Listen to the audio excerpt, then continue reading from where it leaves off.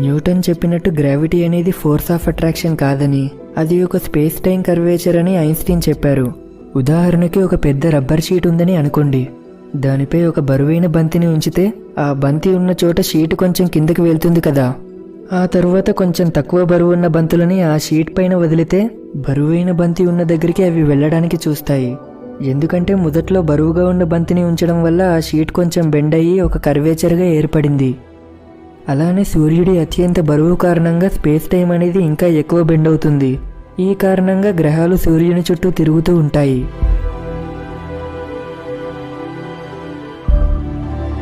Newton ప్రకారం gravity అనేది రెండు వస్తువుల మధ్య ఉండే ఫోర్స్ ఆఫ్ అట్రాక్షన్.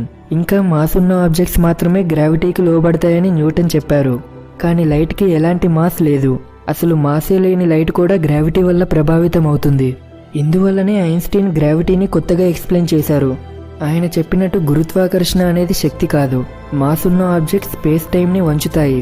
లైట్ కూడా అలా బెండ్ అయిన స్పేస్ టైంలో ప్రయాణిస్తూ ఉంటుంది. అందుకే మనకి లైట్ బెండ్ అయినట్టు కనిపిస్తుంది. ఈ విషయం సూర్యగ్రహణ సమయంలో స్పష్టంగా నిరూపించబడింది. అది సర్ ఆర్థర్ ఎడింగ్టన్ నేతృత్వంలో జరిగిన ఒక సూర్యగ్రహణ పరిశీలన. 1919 మే 29న జరిగిన సూర్యగ్రహణ సమయంలో ఎడింగ్టన్ బృందం సూర్యుడి చుట్టూ ఉన్న నక్షత్రాల స్థానాన్ని గమనించారు. కాంతి నిజంగా డిఫ్లెక్ట్ అయినట్టు వాళ్ళ పరిశీలనలు చూపించాయి. ఇది న్యూటన్ గురుత్వాకర్షణ సిద్ధాంతానికి విరుద్ధంగా ఐన్స్టీన్ సిద్ధాంతానికి మద్దతునిచ్చింది. అంటే లైట్ నేరుగా ప్రయాణిస్తున్నప్పటికీ అది కర్వ్డ్ స్పేస్ టైంలో ప్రయాణిస్తున్నందున అది మనకు బెండ్ అయినట్టు కనిపిస్తుంది. దీన్నే గ్రావిటేషనల్ లెన్సింగ్ అంటారు. ఐన్స్టీన్ చెప్పిన ఈ విషయాలు నిజమేనని శాస్త్రవేత్తలు చాలా సంవత్సరాలుగా నమ్ముతున్నారు.